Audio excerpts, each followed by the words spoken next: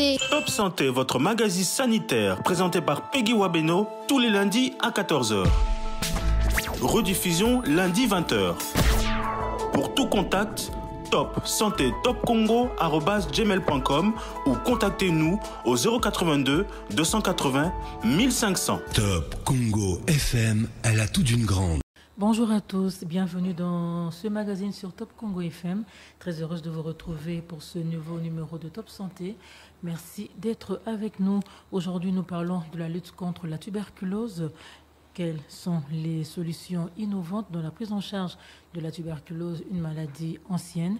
Pour en parler, nous recevons dans ce studio un invité. Il s'agit du professeur Dr Michel Kassoua Kayomo. Il est médecin directeur du PNLT, Programme national de lutte contre la tuberculose. C'est avec notre invité que nous allons donc décortiquer ce sujet. Professeur, bonjour et bienvenue. Bonjour, merci. Comment allez-vous? Non, je vais très bien, merci. C'est gentil d'avoir répondu à notre invitation. Alors, vous êtes le médecin directeur du PNLT. En quelques mots, est-ce que vous pouviez nous présenter le programme? Merci, madame. Et surtout, merci à Top Congo pour cette opportunité que vous nous offrez de parler de la tuberculose. Le Programme national de lutte contre la tuberculose de la RDC est un des 52 programmes du ministère de la Santé publique, Hygiène et Prévention. Il a pour rôle de couvrir l'ensemble du territoire national en prestation de services liés à la tuberculose. Il a pour rôle aussi d'organiser la lutte et d'organiser la riposte, la réponse nationale contre cette maladie. Au niveau provincial, nous avons un bureau provincial avec environ 15 à 20 agents. Donc nous avons 26 bureaux provinciaux et nous sommes présents dans les 519 zones de santé que compte notre pays à travers 2083 centres de diagnostic et de traitement et 6000 centres de traitement. Au niveau national, où nous nous trouvons à Kinshasa, c'est là où se situe l'unité centrale du Programme national de lutte contre la tuberculose, avec environ une centaine d'agents. Mais avec ce qui se passe à l'Est, comment fonctionne le programme? Très bien, madame. Le programme à l'Est, essentiellement à Goma, il y a un bureau provincial de la tuberculose à Goma, qui prend en charge, en principe, toutes les zones de santé du Nord Kivu. Actuellement, avec les déplacés qu'il y a à Diragongo, à Kanyarushina, le programme se déplace, organise les services vers les déplacés, en utilisant le relais communautaire dans la communauté de déplacés. Si vous avez suivi, hier, c'était le 24 mars, la journée mondiale de lutte contre la tuberculose au Nord Kivu a été célébrée à Goma, plus précisément à Niragongo, parmi la communauté des déplacés. C'était un signal fort pour montrer que la vision du programme, c'est d'aller rechercher la tuberculose partout où elle se cache, surtout dans les lieux où il y a beaucoup de promiscuité, parce que la promiscuité est un facteur favorisant pour la tuberculose. Et comment vous comptez organiser la riposte dans ce milieu-là? Comme nous organisons la riposte, dans les milieux comme les déplacés, nous avons ce qu'on appelle des approches actives. Généralement, nous utilisons des approches passives. L'approche passive, c'est simplement un prestataire de soins, un médecin, une infirmière qui est installée dans un centre de santé et attend que le malade vienne. Mais dans l'approche active, c'est le programme qui se déplace vers les prisonniers, qui se déplace vers les migrants, qui se déplace vers les miniers. Et ici, dans le cas, en présence, on se déplace vers le camp de déplacés. Et là, nous allons procéder à un dépistage actif des malades. Nous allons procéder à la collecte des échantillons pour que nous allons les analyser au niveau de laboratoire. Et une fois qu'on trouve des malades, nous allons utiliser les membres de famille, les relais communautaires dans cette communauté pour s'assurer qu'ils suivent la prise, n'est-ce pas, des médicaments parmi les déplacés. Merci beaucoup, professeur. Alors, est-ce qu'en quelques mots, vous pouvez nous expliquer la tuberculose qu'on a généralement l'habitude d'appeler TBC? Voilà. Madame, la tuberculose est une maladie ancienne. Vous ne pouvez pas imaginer, on décrit la présence de la tuberculose dès l'Antiquité. les Indiens ont retrouvé des bécas il y a 3300 ans avant Jésus-Christ. En Égypte, Le béca, c'est le bacille de Koch. Voilà, responsable de la maladie. Responsable de la maladie. En Égypte, on a retrouvé des stigmates de la tuberculose dans les momies égyptiennes qui ont vécu environ 2000 ans avant Jésus-Christ. La tuberculose est une maladie infectieuse due à un bacille. Spécifiquement, il appartient à la famille des Mycobacterium. Et dans cette famille des Mycobacterium, il y a plusieurs mycobactéries.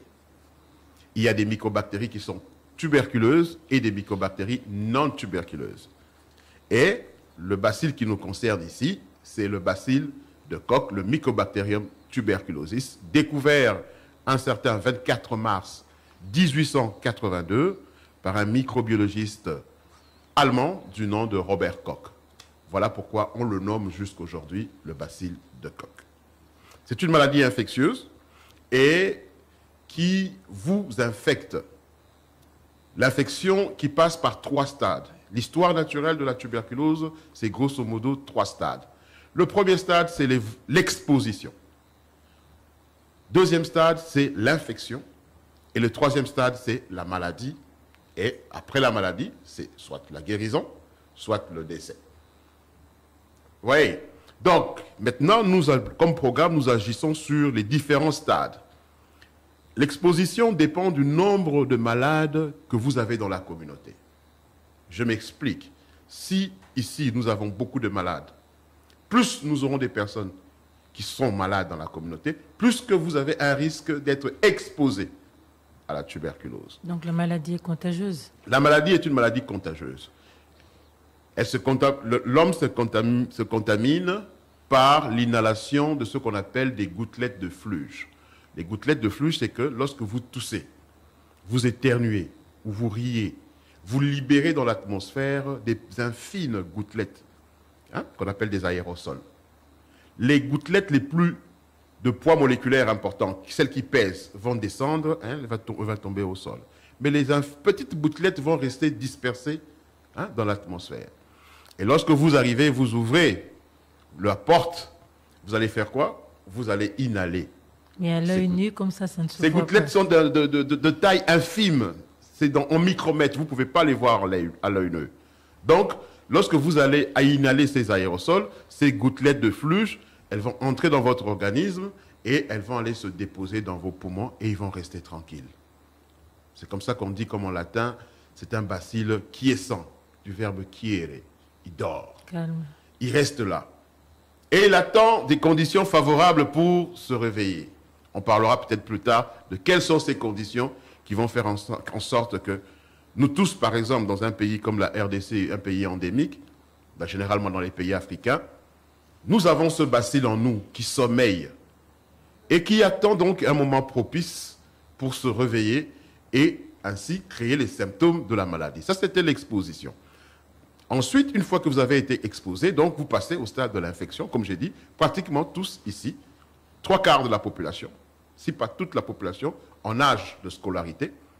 Dès que le bébé naît, il grandit d'abord au sein de la famille, mais dès qu'à 6 ans, il va à l'école, il est exposé. Il est exposé. Et probablement, il a l'infection.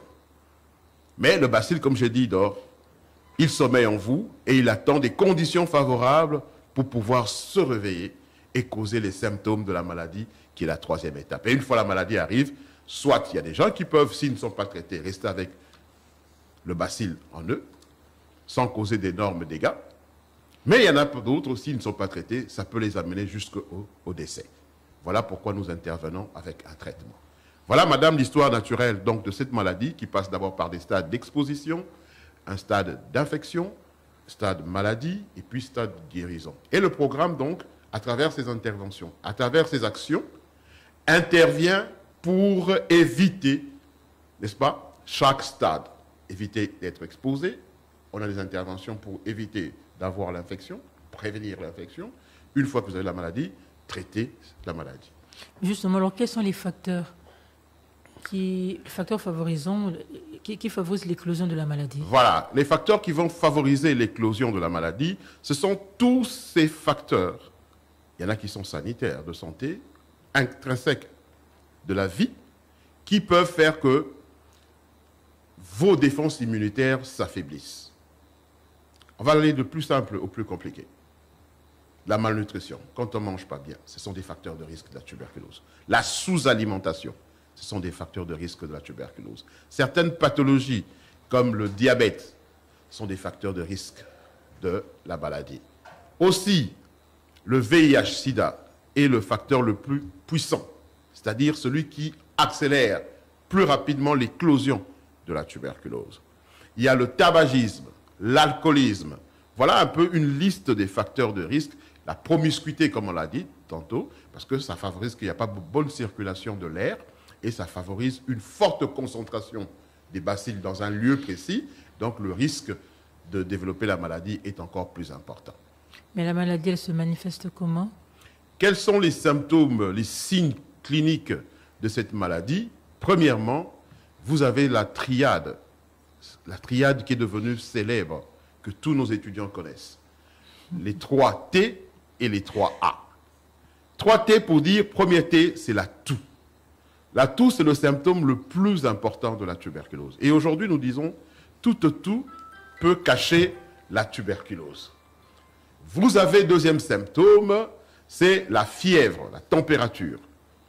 Troisième T, c'est la transpiration nocturne. Souvent, quand les malades font la tuberculose, qu'elle soit une tuberculose pulmonaire ou une tuberculose extra-pulmonaire, un des symptômes, c'est qu'ils vont se mettre à transpirer, surtout la nuit. Et puis, vous avez les 3 A. Premier A, c'est l'amaigrissement. Deuxième A, c'est l'asthénie. En langage plus simple, c'est la fatigue. Et le troisième A, c'est l'anorexie. L'anorexie, c'est le manque d'appétit. Mais est-ce qu'un malade peut à la fois ne pas présenter tous ces signes, les 3 T et les 3 A? Est-ce qu'avec seulement 2 signes, on peut déclarer que cette personne souffre de la tuberculose? Tout à fait. Hein, ce n'est pas dit que vous devez attendre que le malade présente ces 6 symptômes pour que vous dites que c'est la tuberculose. Non, ce sont, comme on dit, des signes cliniques.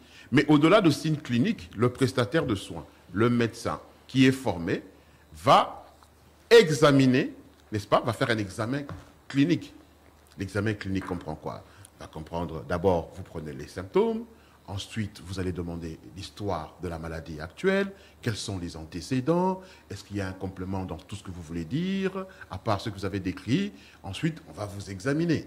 On va donc vous ausculter et on va faire un examen physique sur vous. Et à la fin, donc, on arrive avec un faisceau de diagnostic différentiel. Et on va maintenant aller faire des examens. Et pour la tuberculose, on va aller faire un examen très simple. C'est qu'on va collecter vos crachats. Et lorsqu'il n'y en a pas? S'il n'y a pas ça dépend. Il existe des tuberculoses pulmonaires ou des tuberculoses respiratoires et des tuberculoses non respiratoires. Dans les tuberculoses respiratoires, essentiellement, elles peuvent être pulmonaires, elles peuvent concerner d'autres organes, la plèvre et tout ça. Si c'est une tuberculose non respiratoire, si c'est une tuberculose extra-pulmonaire, on peut maintenant voir quels sont les autres symptômes. Par exemple, vous pouvez faire un mal de pote. Là, on va aller analyser, on va faire des radios sur votre colonne pour savoir est-ce que la déformation de la colonne est compatible avec une tuberculose du rachis ou une tuberculose osseuse, une tuberculose vertébrale. Ça dépend maintenant de l'organe qui est touché. Donc le bacille peut se réfugier n'importe où, dans n'importe quel organe. Nous disons la tuberculose, la localisation du bacille de Koch est ubiquitaire. Ça veut dire qu'elle peut aller partout dans l'organisme. La tuberculose peut frapper les méninges. Vous faites une méningite tuberculeuse. Peut frapper les yeux. Vous faites ce qu'on appelle une tuberculose oculaire. Et là, souvent, c'est l'anapathe qui va nous aider. On va très bien voir ce qu'on appelle des nodules de Boschu. La tuberculose peut concerner, donc, comme on a dit, les os. Vous faites une tuberculose osseuse. La tuberculose peut concerner les organes. La vessie, tuberculose vésicale existe. Tuberculose rénale existe. La tuberculose peut concerner la paroi qui entoure le cœur. On appelle ça une péricardite tuberculeuse. La tuberculose peut concerner l'enveloppe qui entoure les poumons. On appelle ça une pleurésie tuberculeuse. Donc, la tuberculose peut toucher, comme j'ai dit, tous les os. Les os longs, les os courts, les petits os Et donc voilà, c'est une maladie qui peut aller partout dans l'organisme parce que le bacille va s'infiltrer dans votre sang, dans votre circulation sanguine, dans votre circulation lymphatique. Et on sait que la circulation irrigue l'ensemble du corps humain. Et comment se fait le diagnostic pour arriver à déceler tout ça? Tout dépend de la localisation de la tuberculose. Généralement, 70% des tuberculoses seront des tuberculoses pulmonaires. Et les tuberculoses pulmonaires ont la caractéristique d'être bactériologiquement confirmées. C'est-à-dire on va les confirmer par des examens bactériologiques. Le plus simple que tout le monde connaît aujourd'hui, c'est la microscopie. Simple microscope. On collecte vos crachats, on analyse ça selon une coloration qu'on appelle la coloration de Ziehl-Neelsen, et on va y retrouver des bacilles fins, rouges, dans un fond bleu, qu'on appelle des bacilles de Koch. Si on n'utilise pas le microscope, aujourd'hui, avec les nouvelles technologies, nous avons la biologie moléculaire qui est disponible dans notre pays. Il y a un appareil qu'on utilise qu'on appelle le GeneXpert. C'est cet appareil-là qui dépiste non pas seulement la tuberculose, la Covid, Ebola, monkeypox, hépatite. Cet appareil nous aide aujourd'hui en moins de 2 heures d'avoir les résultats, n'est-ce pas, par biologie moléculaire. Parce que là, elle va rechercher cet appareil, la technologie recherche l'ADN de la bactérie. Et elle vous dira aussi, en 2 heures, est-ce que vous êtes en présence d'un bacille de Koch qui est sensible aux médicaments usuels ou vous êtes devant, probablement, une souche bactérienne résistante aux antibiotiques usuels, auquel cas donc nous donnons le traitement de deuxième intention. Mais quelle est la situation au pays aujourd'hui par rapport à tout ce que vous venez de dire? La tuberculose, malheureusement, dans notre pays, demeure un problème majeur de santé publique. Ces dernières années... Pourquoi vous dites malheureusement? Parce que c'est un problème de plus, un poids de plus pour notre système de santé, un poids de plus pour notre population. 248 000 cas de tuberculose ont été déclarés dans notre pays. 248 000. En quelle année? 761 en 2022. 248 761 cas de tuberculose ont été notifiés en RDC, dans les 519 zones de santé. Donc, c'est-à-dire que sur tout le pays? Sur tout l'ensemble du pays, en comparaison avec la Covid qui a commencé le 10 mars 2020 jusqu'au 15 mars 2023. 3 ans, la Covid n'a créé que 95 861 cas. Moins de cas que la tuberculose. En 3 ans. Mais 248 761, c'est une seule année.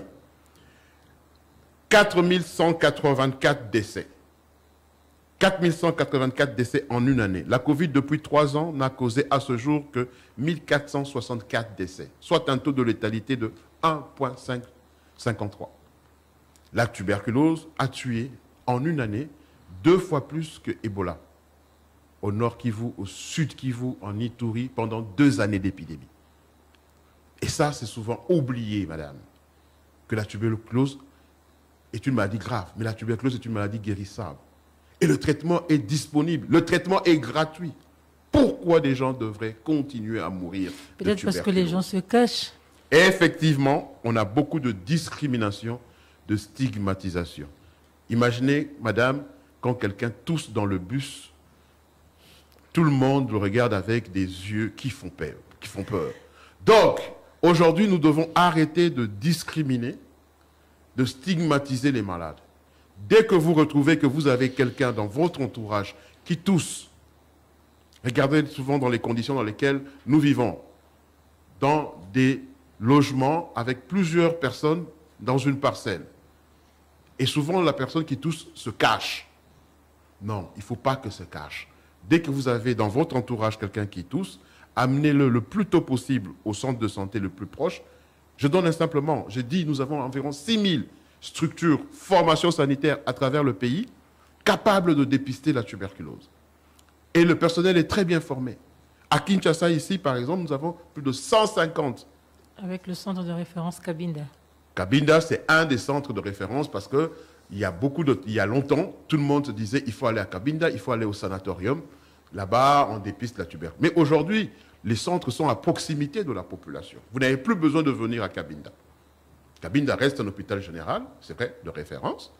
Donc, on prend en charge la tuberculose, mais dans tous les hôpitaux généraux de référence des différentes zones de santé, par exemple, ici à Kinshasa et dans les provinces, vous pouvez avoir accès au diagnostic et au traitement de la tuberculose. Parce que là, on est encore dans le diagnostic. Donc là, je disais effectivement que nous avions, pour répondre à votre question, un lourd fardeau de tuberculose. C'est pour ça que c'est un problème de santé publique. Un nombre de cas élevé, nombre de décès élevé, mais aussi la proportion des malades qui sont confrontés aux coûts catastrophiques. Les coûts catastrophiques, ça veut dire quoi, madame? Lorsque vous dépensez plus de 10% de vos revenus, de votre salaire pour vous faire soigner, vous faites face à des coûts catastrophiques liés à la maladie. Vous avez dit que le traitement est gratuit. Comment le malade peut encore dépenser? Mais le malade, quand il arrive à l'hôpital, ce n'est pas écrit sur son front tuberculeux. Et donc, l'hôpital va pouvoir faire ce qu'on appelle un recouvrement de coûts. La consultation n'est pas gratuite. Tout devient gratuit lorsqu'on dit tuberculose. Mais avant, il arrive au centre de santé, on ne sait pas. Et parfois même quand le malade, excusez-moi, le terme, on va dire quoi, transpire la tuberculose. Donc ça se sent que c'est la tuberculose. Malheureusement, le centre de santé va demander de faire une consultation, d'avoir une fiche, n'est-ce pas? Parce qu'ils savent que ça va leur donner un peu plus de revenus pour leur organisation. Voilà. Voilà pourquoi nous combattons ces coûts catastrophiques liés à la maladie avec la vision du chef de l'État, la couverture santé universelle, qui consiste justement à extirper toutes les barrières liées à l'accès aux soins. Parce que les soins peuvent être disponibles, c'est-à-dire que l'offre de services est là, mais la demande ne peut pas y accéder parce qu'il y a des barrières. Elles peuvent être géographiques, le centre de santé est très loin, ou elles peuvent être financières. Le malade se dit, mais si je vais, on va me demander l'argent de la consultation. D'ailleurs, ce qui explique le nombre de décès, parce que les gens viennent tard. C'est vraiment quand ils savent qu'ils ne tiennent plus, qu'ils viennent au centre de santé, on dépiste la tuberculose, mais c'est tard, on commence le traitement. Malheureusement, la personne décède. Oui, mais quel a été l'impact? Parce que vous avez fait une comparaison avec la Covid-19. Alors, quel a été l'impact de la Covid sur les progrès de la lutte? Madame, je veux vous étonner. À travers le monde, la Covid-19 a impacté négativement la lutte contre la tuberculose par deux éléments. Il y a eu une diminution de la notification des cas de tuberculose au niveau global, au niveau mondial, et une augmentation du nombre de décès au niveau global. Mais chez nous, en RDC, nous sommes un des rares pays en Afrique qui n'a pas connu cet impact-là. Pourquoi? Au contraire, on termine l'année 2020 avec plus de 200 000 cas, alors qu'en 2019, nous n'en avions que 177 000. Donc, nous avons continué à travailler en dépit de la Covid parce que nous avions pris à l'époque, vous vous rappelez de ces mesures pour lesquelles on avait dit qu'elles étaient impopulaires, mais ces mesures ont fait quoi? Ont mitigé, ont ralenti l'impact de la Covid sur notre système de santé. Voilà pourquoi, quand aujourd'hui nous nous réunissons avec mes collègues managers de la tuberculose à travers le monde, ils posent toujours cette question. Mais au Congo, vous avez fait quoi? Partout ailleurs, le nombre de cas a diminué, mais vous avez augmenté. Parce que nous avons continué à travailler. Rappelez-vous, on a demandé que les personnels de santé soient présents dans leur poste, mais on leur a remis les masques. On leur a remis des gels hydroalcooliques. N'est-ce pas? On a demandé de ne pas stigmatiser les gens, de ne pas discriminer les gens, de ne pas garder les gens à la maison. Très tôt, par exemple, dès que nous avons le 10 mars, nous avons le premier cas, au niveau du programme tuberculose, nous faisons une note circulaire à tous nos médecins coordonnateurs en disant « Attention, la Covid arrive, ne gardez plus longtemps les malades dans les centres de santé, libérez les malades très tôt. » D'habitude, on demandait que les malades viennent prendre les médicaments chaque jour. Mais là, avec la Covid, on leur donnait des médicaments pour 1 mois. Pour éviter qu'ils reviennent régulièrement. Il y a des malades négligents. Oui. Vous remettez des médicaments pour 1 mois, mais qui faisait le suivi à la maison? Est-ce que vos personnels faisaient le porte-à-porte pour savoir si réellement les malades prenaient ces médicaments? Vous savez, si vous avez fait la tuberculose, vous savez qu'une fois que le diagnostic est posé, première chose, avant que vous ne commenciez le traitement, on fait ce qu'on appelle une éducation sanitaire, une sensibilisation. Et souvent, on demande aux malades, est-ce qu'on peut avoir accès à un membre de famille? Ce n'est pas un membre de famille, à un relais communautaire. N'est-ce pas? Pourquoi? Parce qu'on se dit qu'on va utiliser ce relais communautaire pour faire quoi? Pour observer la prise des médicaments. Si on ne peut pas trouver un relais communautaire, on va trouver quelqu'un de la famille pour observer le traitement, pour s'assurer de l'adhérence au traitement, de la régularité au traitement. Vous comprenez? Donc, c'est dans ce sens-là que nous avions pris pour option d'avoir cette approche, de ne plus dire, pour les 2 premiers mois du traitement, venez tous les jours au centre. Parce que d'abord, nous ne voulions pas qu'il y ait dans le centre une affluence de personnes.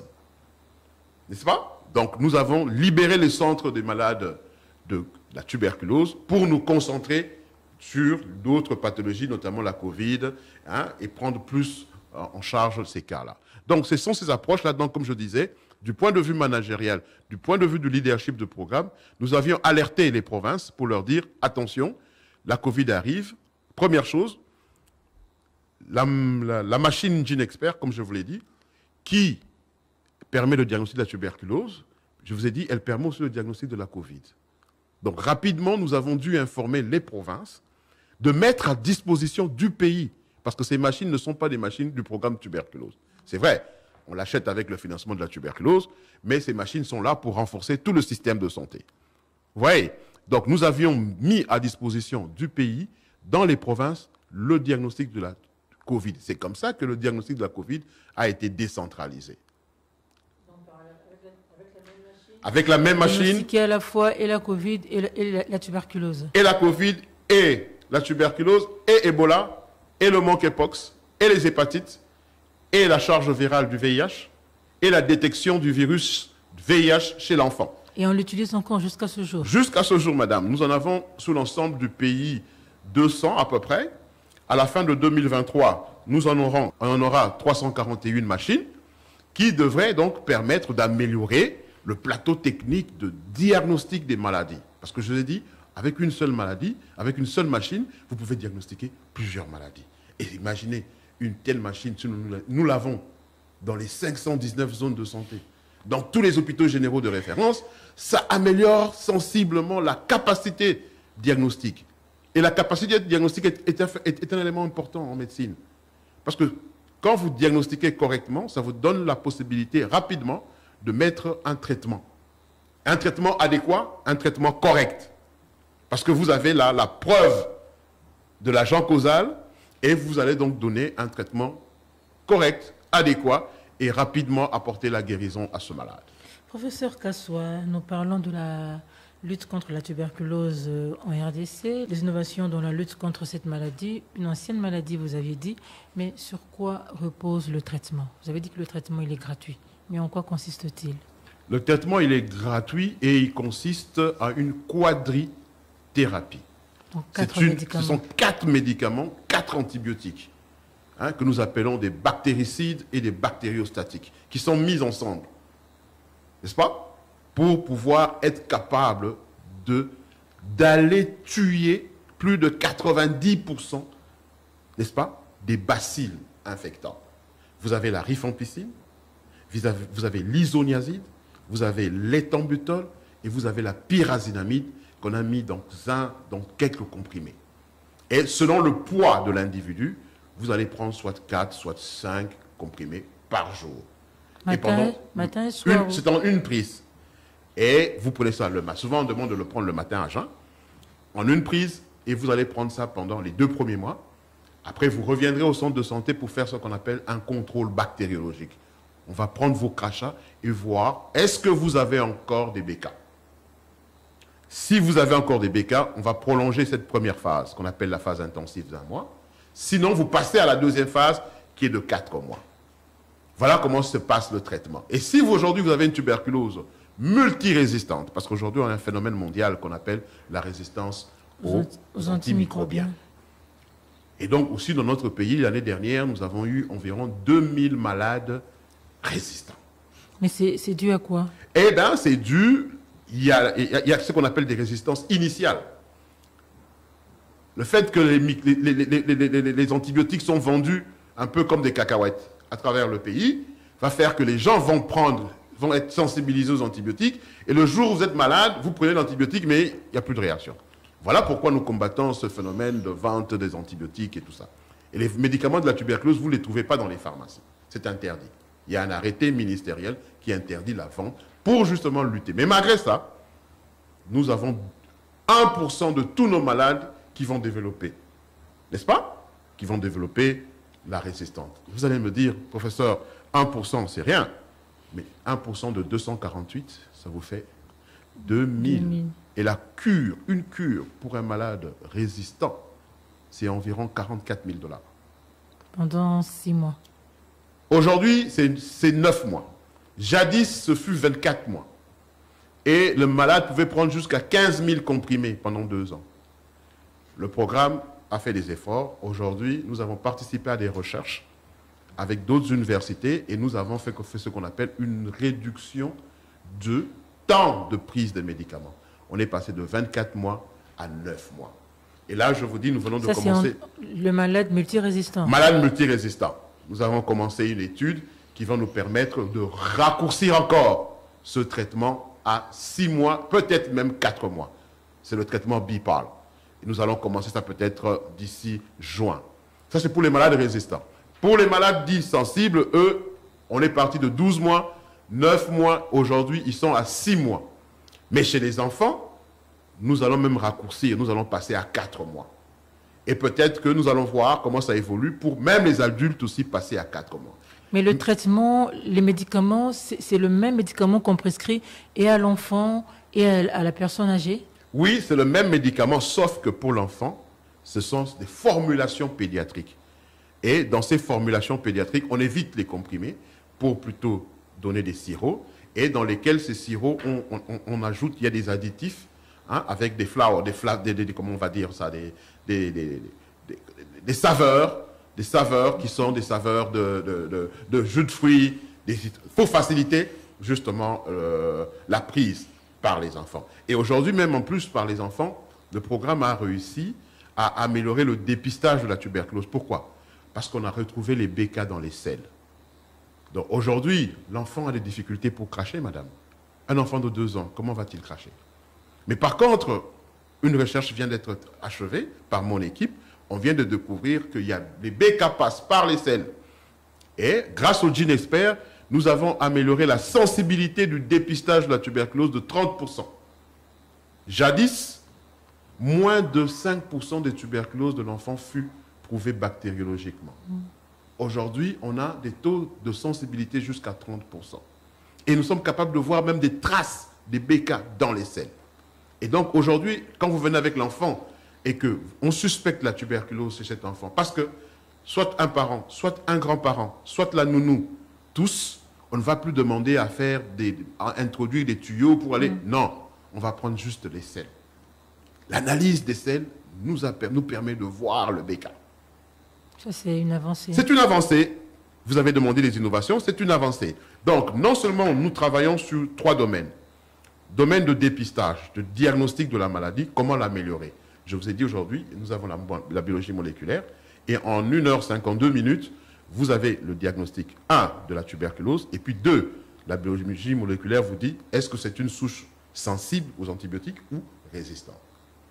2, toujours par rapport au diagnostic, vous voyez souvent devant le programme des grands camions qu'on appelle des unités mobiles, dotés de radios digitales. N'est-ce pas? Aujourd'hui, nous travaillons avec, par exemple, l'équipe du docteur Matoussila pour digitaliser les radios à travers le pays. N'est-ce pas? Ce qui permet quoi? Que lorsqu'on prend votre photo de thorax, il existe un logiciel qui nous dit, attention, à 60%, à 70% ou à 80%, l'image que vous voyez là est suggestive de la tuberculose. Ça ne dit pas de tuberculose, est suggestive. En ce moment-là, nous récupérons son malade, nous approfondissons son screening et nous lui demandons de produire des crachats. Et donc, ça nous permet de pouvoir, avec la radio, examiner, screener un grand nombre dans notre population. Lorsque la radio va, par exemple, à Angélie Sainte-Thérèse, on se met là pendant 14 jours. Et gratuitement, nous dépistons. Et parmi ceux qui auront des radios avec des images suggestives, allez, nous les envoyons au dépistage. On revient là du Kwango. Nous sommes allés dans la prison. On a fait le même exercice. On a fait passer les prisonniers à la radio. Ceux qui avaient des images suggestives de la tuberculose, voilà, on envoyés au GeneXpert. Donc, c'est une innovation par rapport au diagnostic. Par rapport au traitement, les innovations, j'ai dit, c'est quoi? C'est essentiellement le raccourcissement, n'est-ce pas? Du délai de prise d'un médicament. Vous savez, en tant que directeur du programme tuberculose, je dis souvent même à mes étudiants, mon rêve, ce serait d'avoir une technologie qui nous diagnostique la tuberculose à partir de la salive. Et ce diagnostic pourrait se faire même par quelqu'un dans la communauté. Comme à l'exemple des tests de dépistage rapide de la grossesse. De la grossesse, par exemple, du palu. C'est ça mon rêve. Je travaille en tant que chercheur pour ça. Deuxième rêve, c'est avoir le traitement de la tuberculose avec un seul comprimé. Voilà. Vous imaginez ce monde où vous aurez diagnostic de la tuberculose grâce à la salive et puis traitement un jour, un comprimé. J'espère que je verrai ce rêve se réaliser. Mais du moins, nous avons commencé ces recherches et nous espérons que, même si nous ne sommes pas là, mais ceux qui viendront après pourront les finaliser. Et ça va réduire un grand problème de santé publique, non pas pour la RDC. À travers le monde, la tuberculose, c'est 10 millions de cas. Si nous, aujourd'hui, nous pesons 245 000, c'est pas rien. Imaginez. Donc, voilà pourquoi la RDC est classée parmi les 30 pays au niveau mondial pour lesquels la tuberculose est un problème de santé publique majeur. Mais qu'est-ce qu'il faut faire pour inverser la tendance? Qu'est-ce qu'il faut faire pour inverser la tendance, madame? C'est que, en même temps que nous dépistons rapidement et que nous traitons rapidement, d'une main, mais de l'autre main, dans une approche multisectorielle, il faut réduire la pauvreté. Là où la tuberculose a été éliminée, dans les pays nantis que vous connaissez, qui ont éliminé la tuberculose, ce qui a permis l'élimination, ce qui permet l'élimination des maladies infectieuses, la tuberculose, le choléra, la peste, c'est l'amélioration des conditions de vie. C'est la lutte contre la pauvreté. C'est le développement, n'est-ce pas? L'amélioration des conditions d'hygiène. Éviter la malnutrition, n'est-ce pas?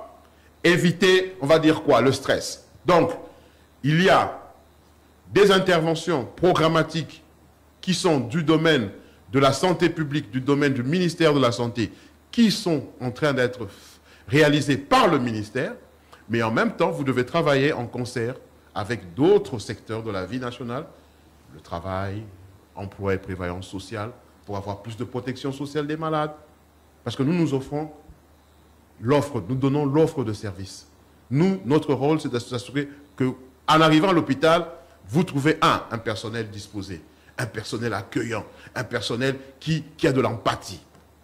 Et puis, il ne faut pas simplement que le personnel soit disponible, mais il faut qu'il soit formé, qu'il soit compétent, qu'il ait une expertise pour reconnaître les symptômes de la maladie et pour donner le diagnostic correct, pour donner les médicaments. Mais de l'autre côté, dans une approche multisectorielle, les autres secteurs de la vie nationale vont jouer aussi, vont contribuer pour que la demande des malades, des personnes qui veulent avoir des soins, soit assurée, pour s'assurer qu'au niveau du pays, nous avons mis en œuvre des conditions pour que, par exemple, nous fabriquons nous-mêmes nos médicaments. Madame, 70% de mon budget, 70%, le programme tuberculose, 5 prochaines années, a besoin d'environ 100 millions de dollars par an. Donc mais pour 5 ans, c'est un demi-milliard. Vous n'avez pas de subvention? La majeure partie des subventions aujourd'hui vient de nos partenaires.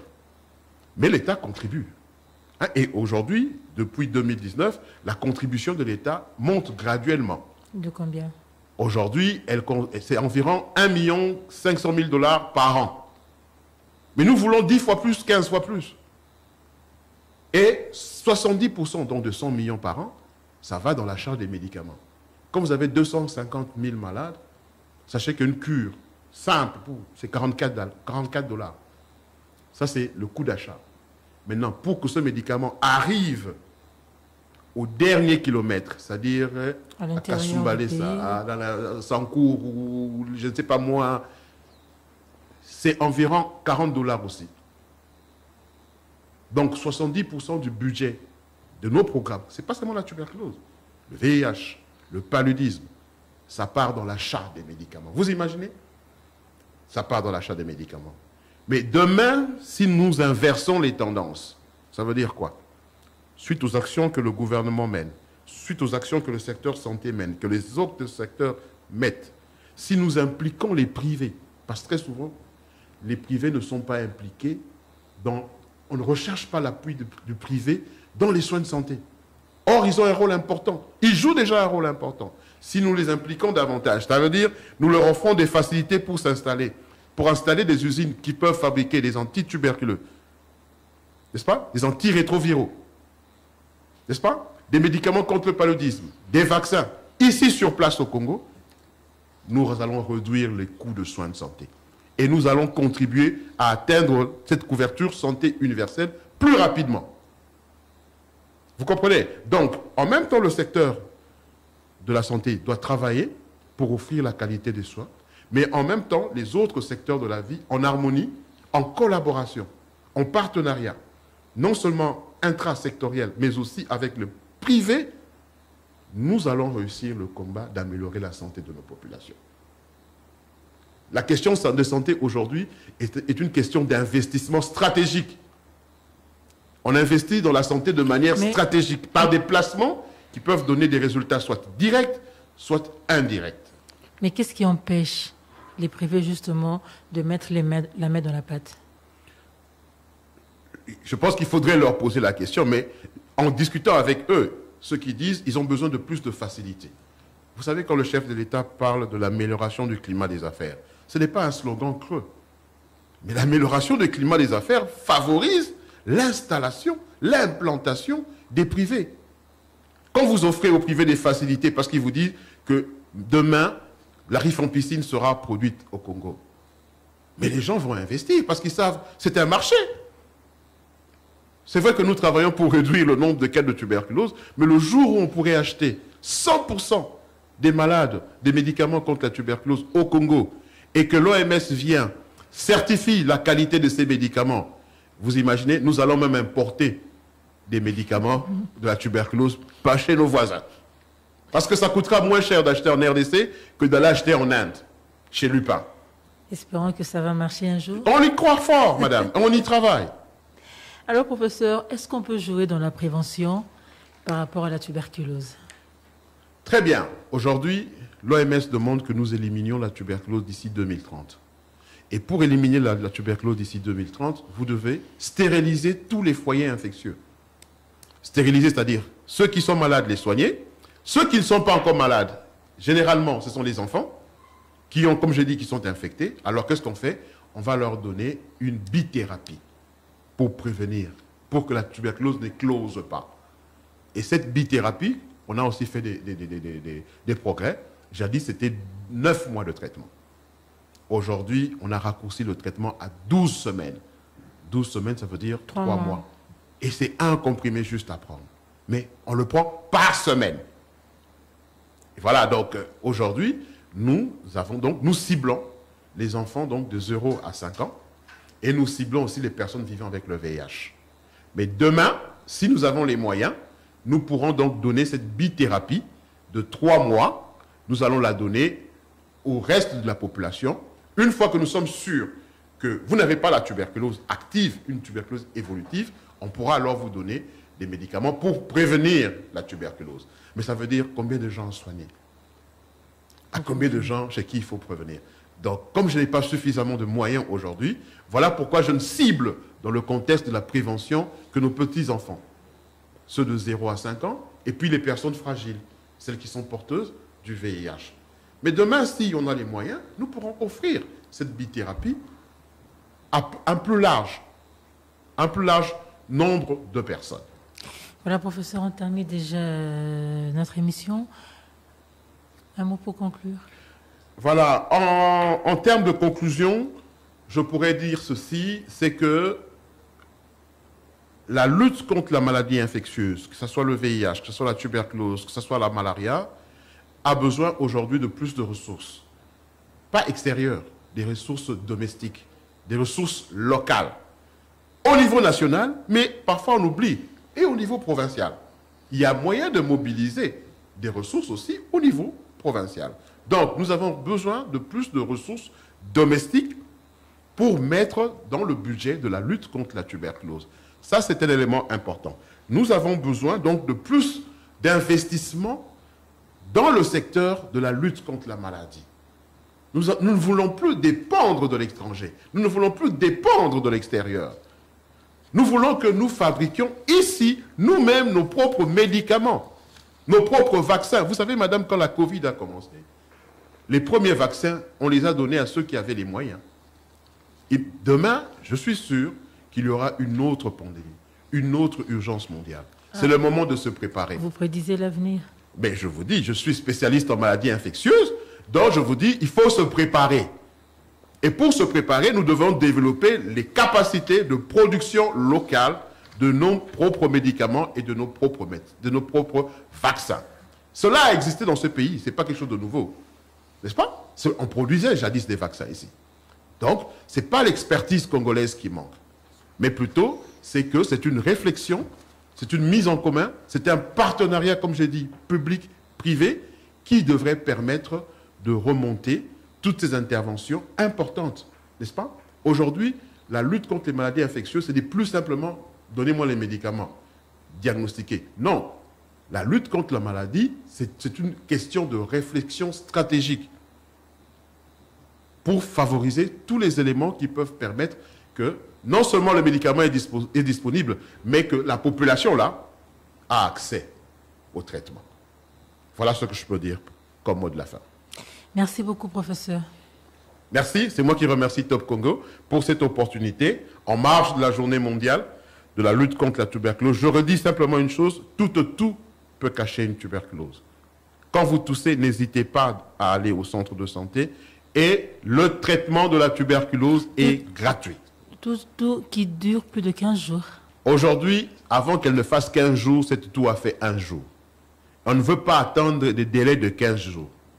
Tout, je répète, quelle que soit sa durée, peut cacher la tuberculose. Plus tôt vous venez au centre de santé, plus tôt nous dépistons, plus tôt vous commencez le traitement et plus tôt vous avez des chances de guérir complètement et de retrouver totalement votre entière santé. Merci beaucoup. Merci beaucoup. Voilà, fidèles auditeurs de Top Congo FM, chers amis de Top Santé, c'est par ici que nous bouclons cette émission. Je rappelle que nous avons reçu aujourd'hui le médecin directeur du PNLT, Programme national de lutte contre la tuberculose, le professeur Dr Michel Kassoua Kayomo. Avec lui, nous sommes revenus donc sur la lutte contre cette maladie et les solutions innovantes dans la prise en charge de la tuberculose, qui est une ancienne maladie en RDC.